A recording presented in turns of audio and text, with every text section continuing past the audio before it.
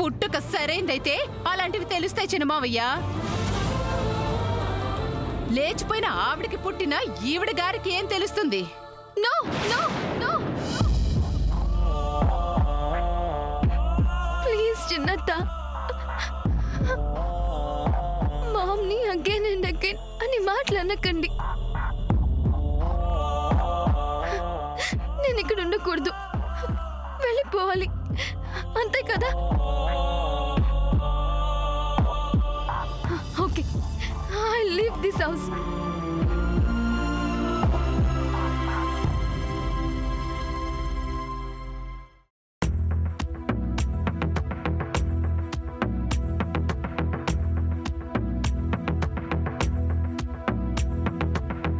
ఎంతెంత దూరం తీరం రాదా,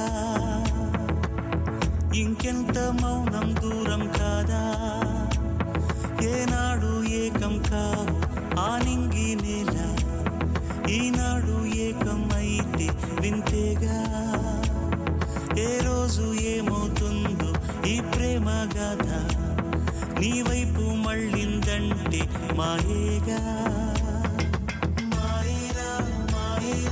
ప్రేమ అన్నది మాయేలేరా, ఊరించే ఊహలోకం లేరా, మాయేరా మాయేరా రంగు రంగులు చూపేదేరా, రంగంటూ లేనే లేదు లేరా.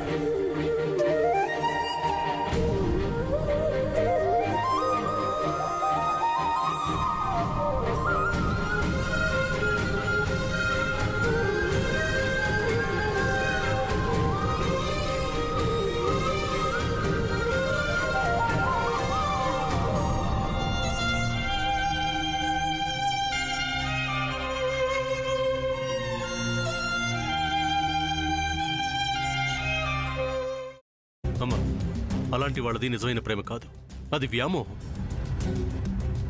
ఎగ్జాక్ట్లీ చిన్నత్త, నిజంగా ప్రేమించుకున్న వాళ్ళు అలా చేయరు. ఎంత మనసు విరిగిపోతే కన్న కూతుర్ని పట్టుకొని మా దృష్టిలో చచ్చిపోయా ఉంటుందా తల్లి? అది సరే అమ్మా, తన కూతురుతో తన మాట అనేటప్పుడు ఆమె మాటల్లో వ్యథ, కళ్ళల్లో బాధ గమనించావమ్మా? పెద్దబాబుకు బర్త్డే విషెస్ చెప్పు కూడా వెళ్ళాం కదా. ఊరికే ఎలా కాలిపోతుంది? మంట పెడితేనో పడితేనో తగలబడుతుంది.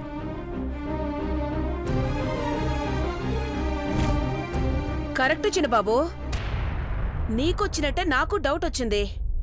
పార్వతే షర్టును తగలబెట్టిందనుకుంటా.